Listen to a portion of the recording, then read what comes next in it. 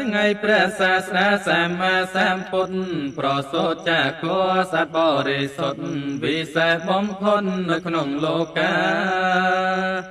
វិសាពនមិថ្ងៃទ្រង់ត្រាស់ដឹងដែលទ្រង់រំពឹងបច្ចាយាកាបច្ចោសាមីប្រតិស្រត់ថ្លាត្រាស់ជាសម្មាសម្ពុទ្ធក្នុងលោក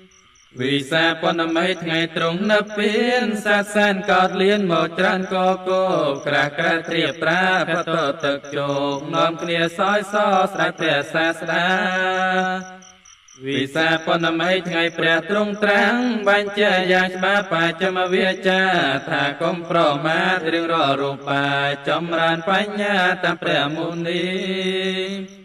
វិសាពនមិមានន័យខ្លាំងណាស់បរិស័ទក្មេងចាគួរខំសំភីសូត្ររូតស្រស់ស្រួលស្រាប់ព្រះធម្មីក្រុមពួកសង្ឃជីបាន